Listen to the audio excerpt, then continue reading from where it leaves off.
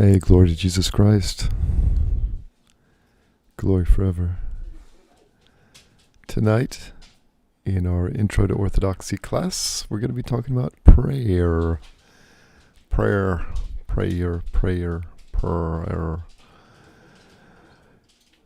And there's me. And welcome to my house here in Hartwell, Georgia. If anybody's out there, you can send me a comment if you want. If not, that's okay too. No video so far. What's going on with that? So you can hear me, but you can't see me. That's interesting.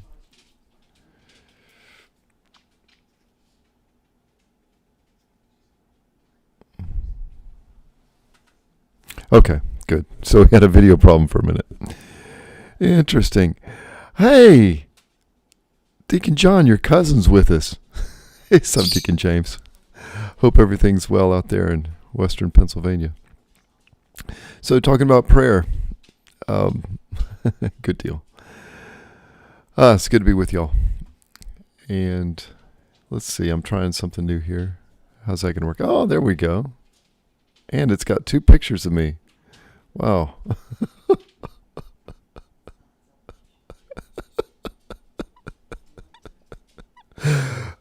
I don't know if that's funny to y'all, but that's hilarious to me. Okay, so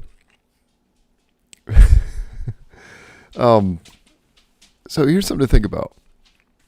What's going on when we pray? What's happening?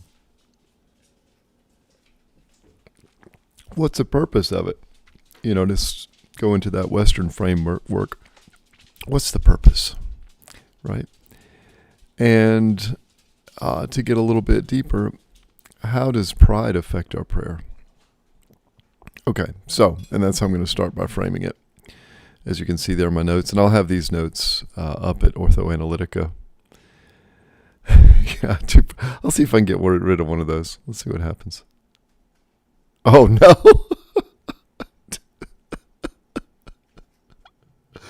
That's awesome.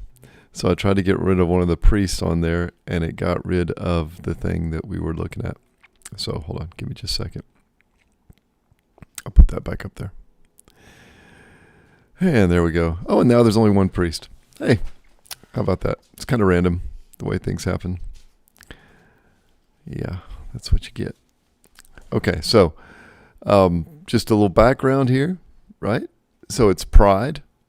Pride that divides us from one another. It's pride that divides us from God, and pride manifests itself in all kinds of different ways. But it's a division. And because of this division caused by pride, honest communication, not possible. Healthy relationships, even with people who love us, makes that really difficult, right? And you know that's true. You've had misunderstandings with friends, maybe even misunderstandings with spouses, right? Pride gets in the way. And in this case, pride on both sides in all the ways, all the damage that the world has thrown in, right? You can't communicate with someone well if you can't see them. And if we're always seeing each other through the lens of our pride, it's not going to work well. And one of the ways I like to think of this is, you know what a puppet show is, right? Yeah, you know, hi, how's it going? Oh, it's all going well, right? Yeah, stick to your day job, Father Anthony, I know. But this is what's going on in our mind, right? We create these puppets of people, like our little, like voodoo dolls almost, right? And where they're like little avatar representations of the other people.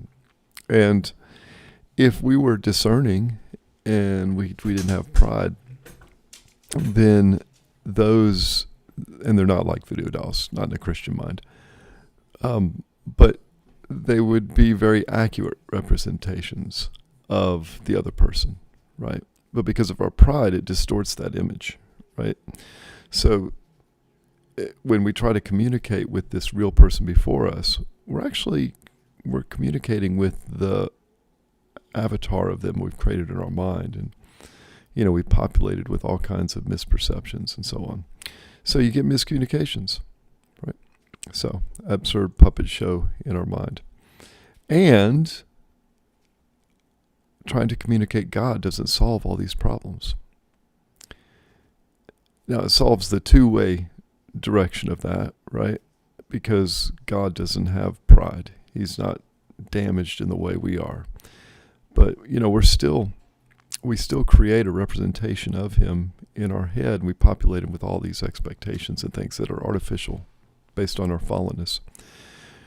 And that's why I'm always advocating for learning to be with God without words, without expectations, just in awe, right?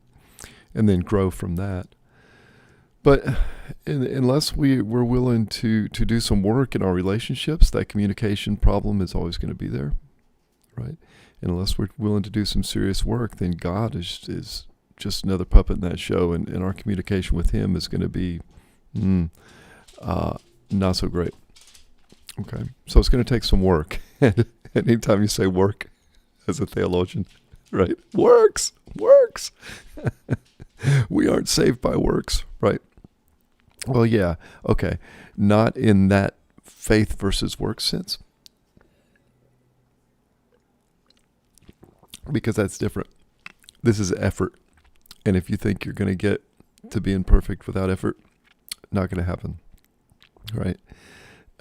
Yes, Christ has done all the necessary work to make salvation happen. But man, you're gonna have to show up, right? Because otherwise, you're still damaged we are still damaged by all our psychology. And if we're gonna have a real healthy relationship with God, we've got to learn how to just flush that stuff out.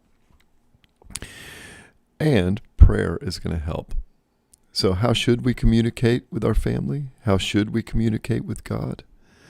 And when you're learning to communicate with your family, there's a reason why people go to counselors and stuff, because perhaps it used to be the case that this was one of those adulting skills. You'd learn how to listen, you'd learn how to talk, you'd express yourself, now, well, not so good at it. But therapy will help. Counseling will help. Certainly premarital counseling is useful. It's done correctly, right? And one of the main things that is set up to do is to help you see the things that are getting in the way of your honest communication, right? Well, how about, and so there are books to learn how to do that. Well, wouldn't it be great if there was an instruction manual for talking to God? If there was an instruction manual for prayer? Well, yes, it would be, which is why the church has given us prayer books. If I could, when people who are interested in Orthodoxy, they want to, if they're intellectually minded, that's what used to be the case. Now it's, what YouTube videos should I watch, right?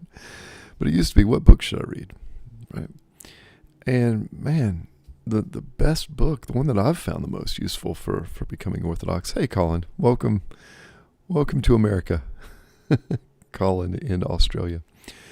So, by far the best book for helping me become more peaceful, more Christian, is my prayer book, right? And think about it.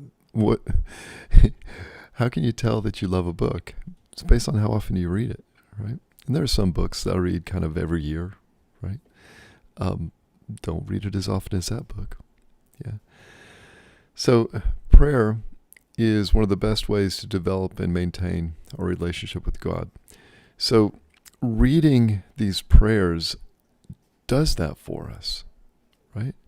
And, when you say reading the prayers, it's a weird kind of verb, right? Because I read books, tonight as I go to bed, as I fall asleep, I'm going to read a book. I'll actually listen to a book, but that works.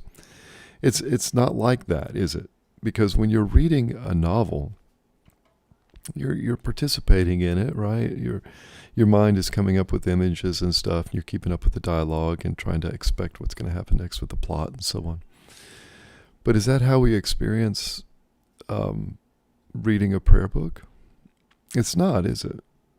There's something else that's going on. It's conversational, and it's my son Warren, my second son. He just got the part in a play, and so he's trying to learn all his words. So he's reading the script. It's more like that, but even that doesn't get there either, does it?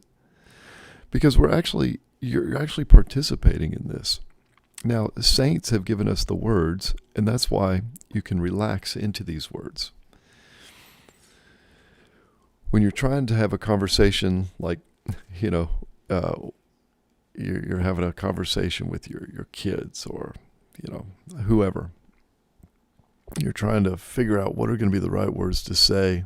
At the same time, you're trying to listen. You're trying to figure out how am I going to express this thought well in a way that's going to be heard as I'd like it to be heard. You don't have to worry about any of that. You're not doing math. You don't have to worry about that some bad theology is going to creep in. You don't have to worry about any of this. All of these prayers have been vetted and given to us by the church. They're perfect prayers. And so you just kind of relax into them and you live those words. So that's what we mean when we say reading prayers. So prayer is how we thank God for blessings and we ask for his help. And yes, you can and should do that spontaneously. But reading prayers, along with reading the Psalms, teaches you how to communicate with God, right? The proper way. Because things should be done well. They should be done dostoina, right? They should be done as is proper, as is meet and right.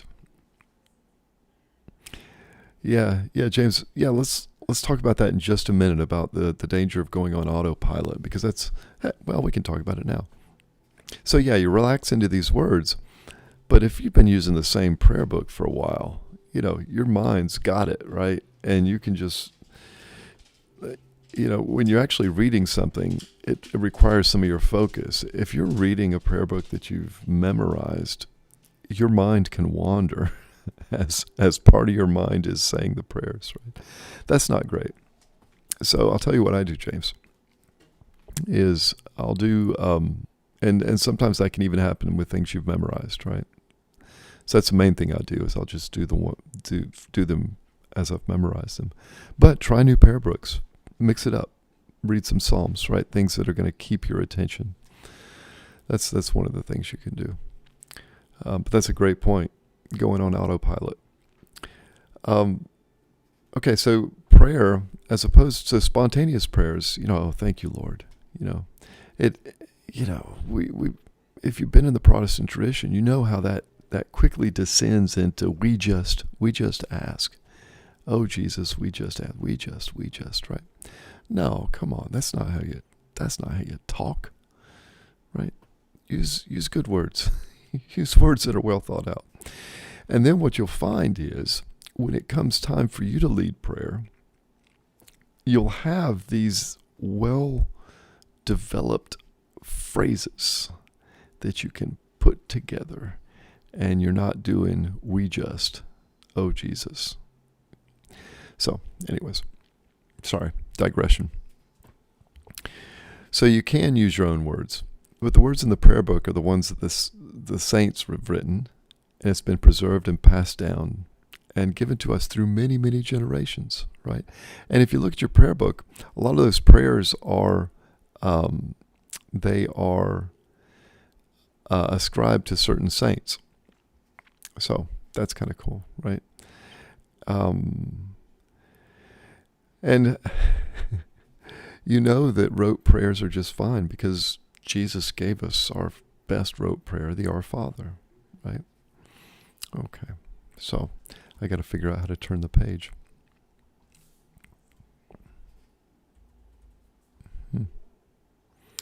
Okay, yeah, I'm not sure. All right, so I'm going to skip to a different. Oh, there we go. Okay, so a little bit smaller there.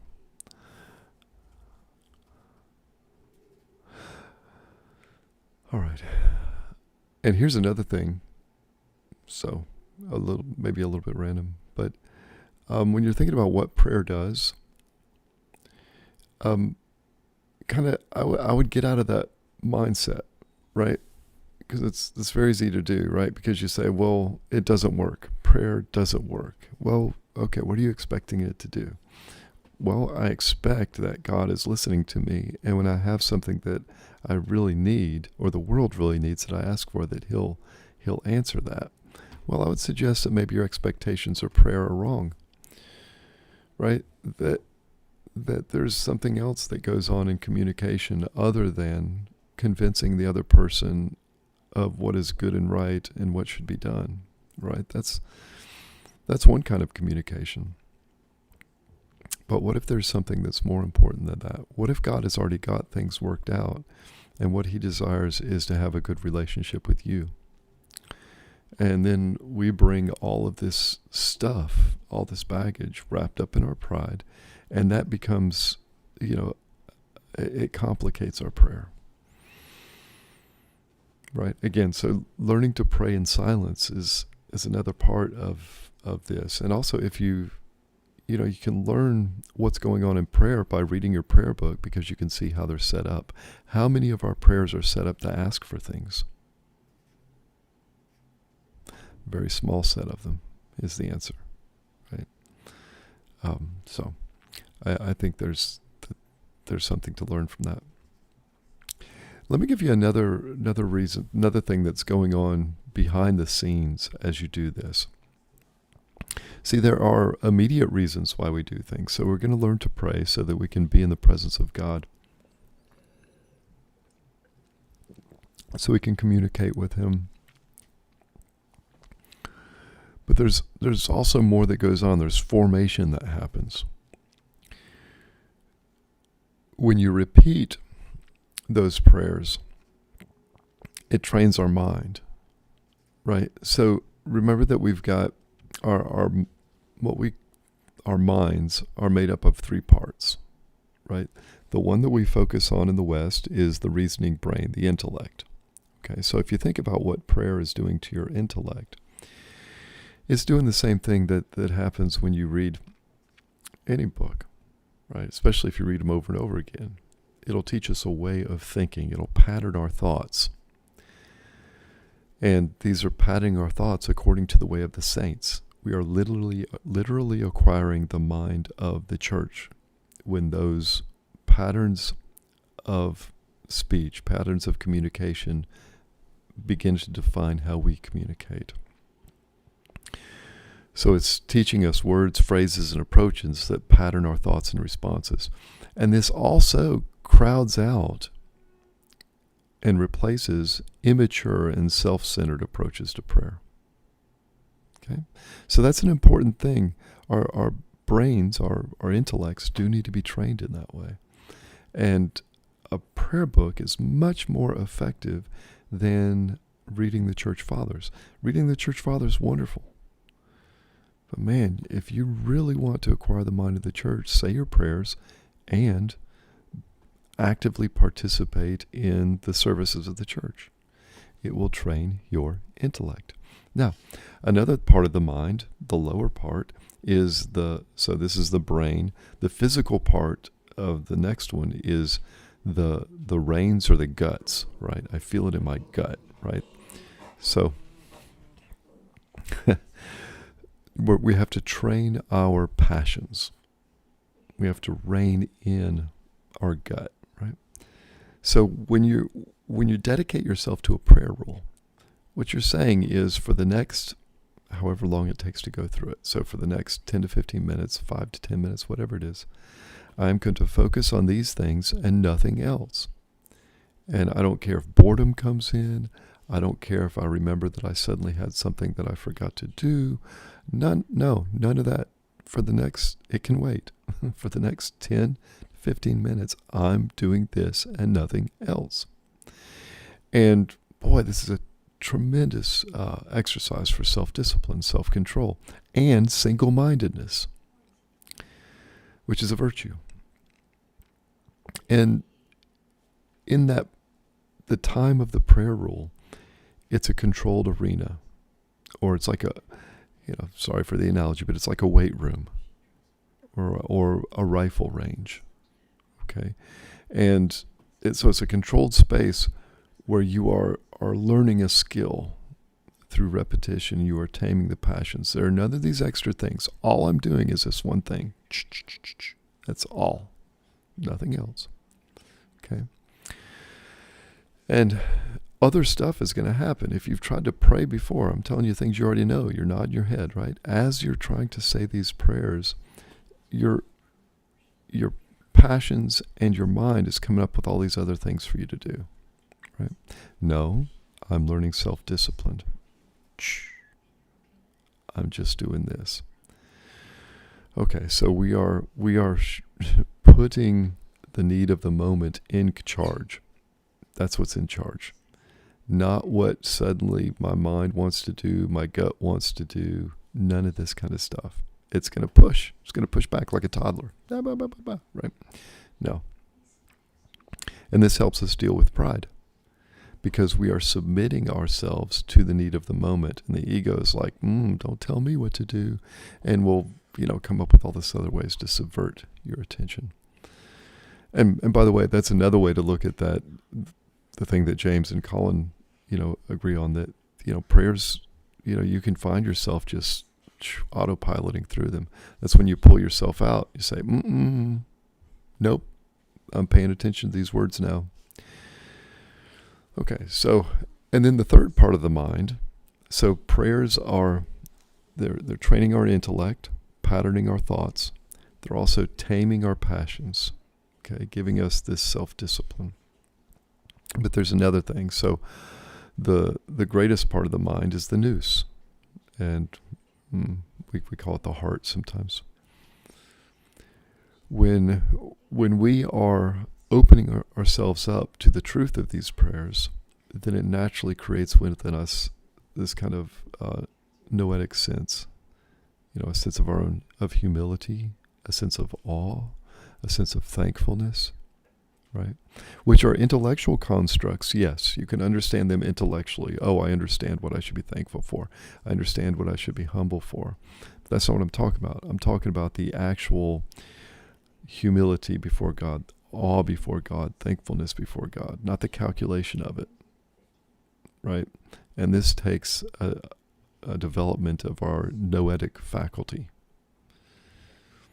And yes, those are the only rational responses to being in the presence of God.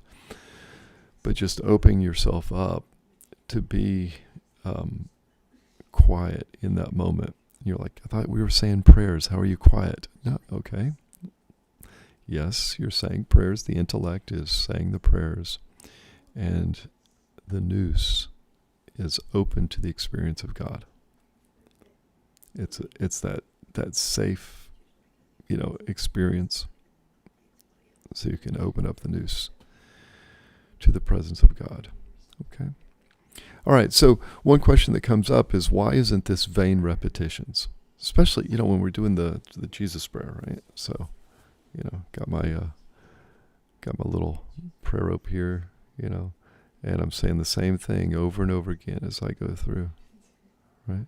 How is that not vain repetition that we're not supposed to do, in St. Matthew 8:6? Okay. It's not vain repetition. If it is, then why do we ever repeat rote prayers, right? Sorry to use a negative thing, but it's not vain repetitions because it's not in vanity. If you're just, how might it become vain repetitions? Yeah, if you did just autopilot it, that's, I don't know, that maybe some good will be done there. At least you're not doing something worse, right? But it's not vain repetitions. What keeps us praying as the publican and not the Pharisee, that's key to it, right? Is we believe these words, and they train us to be humble, to submit ourselves before God, and allow us to love. That's what's missing from the prayer of the Pharisee. that's what would make any prayer vain if it's done without love, right? Then you could use the perfect words. And if you didn't do that, if you didn't activate that, it's just, clanging gongs. Okay. Let me use I'm going to defend repetition. And this defense doesn't just go for, repeating a prayer rule. It also goes through other things that we repeat.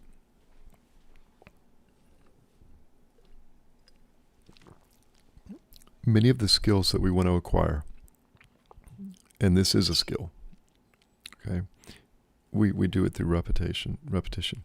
If any of you are musicians, think back when you were learning music. In the beginning, yes, there's some technology involved. You learn what to call notes and so on. But the thing you start doing and you do for your whole career as a musician is playing scales and arpeggios over and over and over again. And then you have these practice pieces that you can go over and over again. Why is it that scales and arpeggios are used? There's some buttonology, right? But mostly what happens is, you're learning, it's like learning a language, and this helps with that. But there's something more important going on, something behind the scenes. It's creating a natural attunement to the structure of sound. Okay, you're learning how the musical world is structured, and you're attuning yourself to it. First, very self-consciously, as you learn which buttons or which things to push, right? But over time, it becomes automatic. And that just becomes part of how you think, is you now think in terms of the ordered structure of sound. That doesn't happen on its own. And it's not going to happen if you skip that step of scales and arpeggios. That repetition is required for it to move from the intellect down into the instinct, right? So that when you can play music, you can experience the music, right? And it requires repetition. Okay. A similar thing is with math. It's not as good an example, though. With math, previous generations, they don't do this as much anymore, but you had to memorize your multiplication tables, right? So that it would become automatic. Okay. That's what we're doing here. All right. We're making these things. We're taking the hard work of and we're moving it down into making it become automatic. Okay. All right. So just as it is with learning music, someone can learn to sing without having done scales and arpeggios. Okay. They might even begin to intuit some patterns, but they'll be limited by that experience, right? Okay. And it's the same way with our moral actions. If we skip the step of regular prayer from a prayer book, for example, if we skip daily reading of Scripture, if we skip regular attendance, you're going to notice some patterns in the moral world, right? But if you do these things, and by the way, also make kindness and sacrifice and courage part of your routine, then the moral patterns of the world and of the Logos will become obvious to you. You will have the pattern of the Logos growing within you. And just like a musician, when somebody's off, they notice it and they know what's going on, and they know what needs to be done to fix it. They may not know how to train somebody to fix it. It's the same with the development of this moral instinct. You'll recognize these things, okay?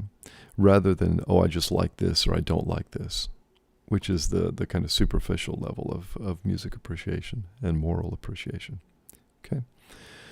So, gotta train through repetition, not just by learning new words. That's the worst, because then you can say, You can take a behavior that you like and you can just give big words to it. No, we need to train our hearts, and that's what's required here. We need to form our conscience. You can't just trust your feelings, right? You trust the church and allow it to form your feelings. And all this will allow us to communicate better, allow us to understand ourselves and understand the world and relate, be in a better relationship with each other and with God. So repetition builds up a reliable pattern. It establishes a healthy order. And it another way to think of it, I'll try this out. It builds a wall around our minds to provide a safe place for us to interact with ideas and challenges. And by that, I don't mean that it's, a closed mind. I just mean that our mind becomes well ordered enough that we can think about things without catastrophe or without panic, right? Because we have a sense of the deeper reality. We really do need that sense of order. We need that reliability because there's a lot of chaos in the world. And if you are not ordered, if your mind is not ordered, then that chaos is going to be overwhelming. And so you could respond just by, condemning it, right? But that's not what we're supposed to do. We're supposed to be able to think about it. Bring a little bit in so you can figure out how to bring straightness to that crooked way, right? Because we are to be Christ in the world. We are the, Messiah to the world, the one who makes the crooked way straight. One last thing is the role of place. So, yes, pray unceasingly, right? Sanctify all time through your prayer. That's the goal, right? And all places, everywhere you go. But that's hard. It's hard to start out doing that. So there's a concept called ink spotting, and this is a counterinsurgency technique. But I think it works for explaining this. You tell me if I'm wrong. So the ink spot idea of dealing with insurgencies is you establish order in one place and you establish it well, and then you grow out from there. Rather than trying to put out fires everywhere, you establish order in this one place very well, and then you spread out from there. You consolidate it out from that place. That's kind of what we're doing with our prayer rule. So in our homes, we have places or a place set up for that. Okay, so you have a prayer corner, people call it, even when it's not always a corner. And this is a place that, it provides those psychological cues, spiritual cues. Oh, here I am. I'm here in this space and time. So that means what I'm about is prayer.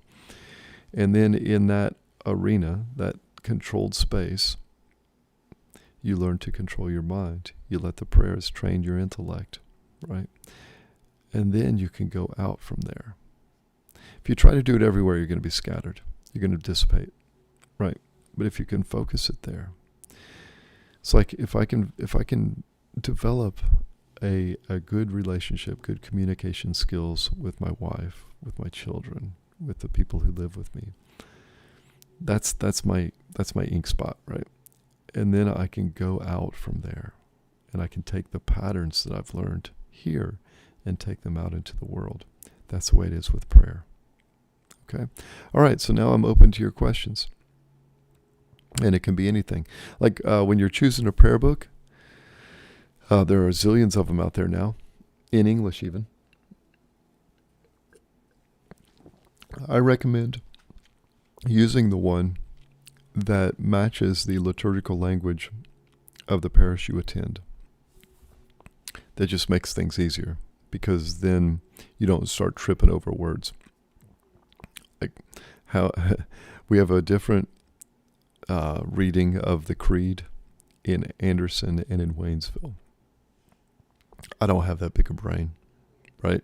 So it helps that the contexts are different, the altars look different, so it's not too hard to keep those two distinct. It would be harder if I had three going. If I had the one in Anderson, the one in Waynesville, and then the one in my home, in my prayer life, right? But I don't. I'm used to using the prayer book from the UFC or the USA, and that's what we use in Waynesville, so it just matches, right? The first prayer book that I used was the Jordanville one. It's a very good prayer book. I like it. But it doesn't match. And then you start saying, "Well, why aren't we using thee, thou?" And I don't need that. This is the wording that my bishops want me to use, and that's what I'm going to use. And and then you don't have to stumble.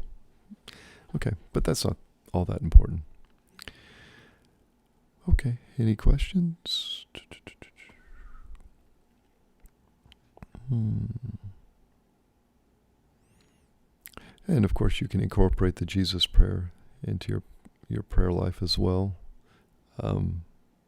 That's another show, and it's a discussion between you and your priest about how to do it at your stage of spiritual development. There's a tendency for many of us to just fall in love with everything at once and to try to go from 0 to 100, in 90 days, and it's just not going to happen. So one of the priest's jobs as you're, just completely infatuated with Orthodoxy is to kind of pull it back a little bit.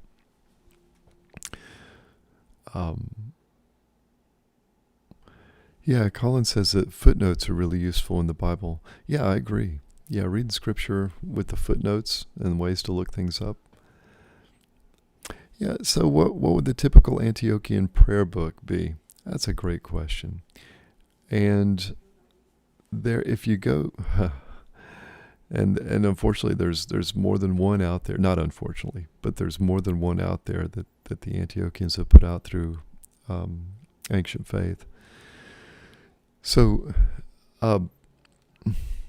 my answer is, there's a little one, it's a little red service book, and we may even have extra ones. There's also the little red paper one, that matches what we use. The Antiochians use thee, thou language, okay? But it's not the same thee, thou language that the Rokor uses, right? So there's a little red prayer book that you can get, and we can set you up with one. Without any problem. And people love that little red prayer book. It's the prayers in it are shorter. Also, I'm pretty sure that the prayers in the Orthodox Study Bible use the Antiochian wording.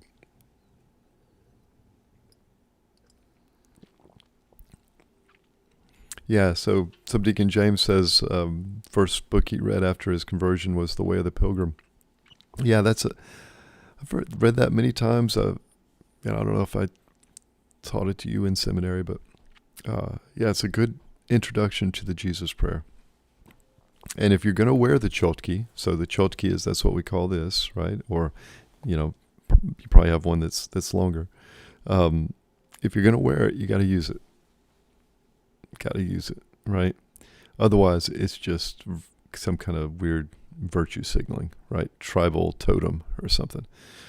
No, don't do that. My mentor, Father Basil, didn't wear it. He was a man of prayer. He did not wear it. And I think I understand why. I think one of the reasons why was he didn't want to be prideful, right? So he was very reserved. And he saw people wearing them that did not behave as if they were men and women of prayer. So he wouldn't wear one. But it's a wonderful practice. It's Has it helped you using your Chotki once a day, Subdeacon? And I think I told y'all, for years I would say it, but I wouldn't use a Chotki because I've been saying it so slow. But now I'm back to doing it at normal speech speed for the most part.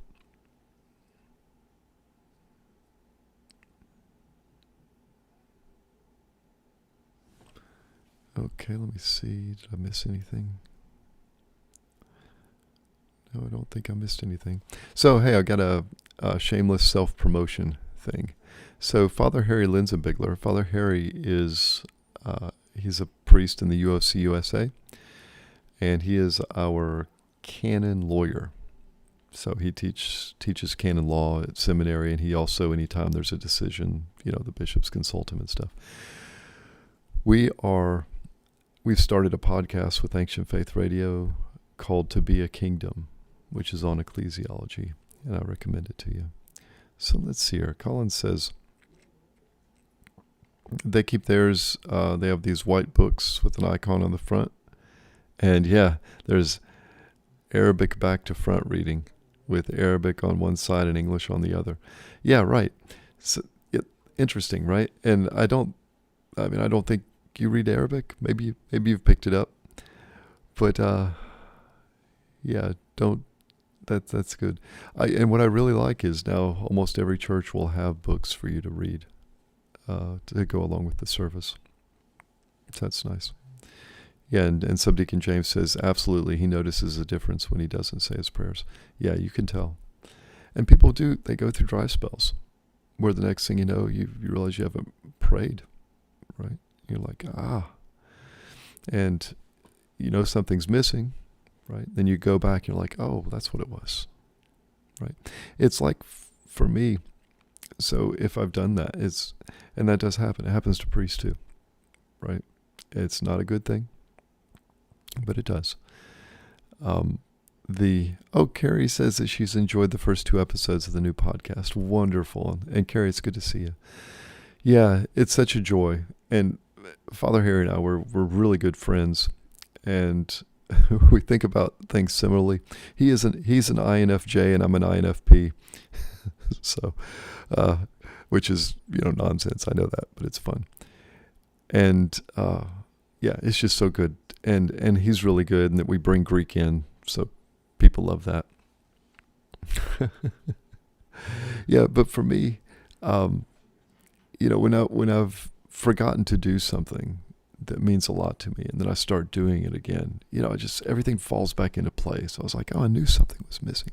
And one of those right now, so we're going to start on the old calendar. We're going to start Advent here in just a few days. We've already started it on the new calendar in Anderson. And one of the things that happens during Lent is you don't eat as much. And so you're like, oh, hunger. I missed you. Yeah, I missed you. Right? Because hunger becomes just this friend that teaches you a lot, reminds you of stuff. You think of all the things you've been through together, right? Maybe it's silly. Yeah, Colin says that good prayer is the difference between a good and a great day. Yeah, God bless you, Colin. That's beautiful. All right. Well, I appreciate your prayers.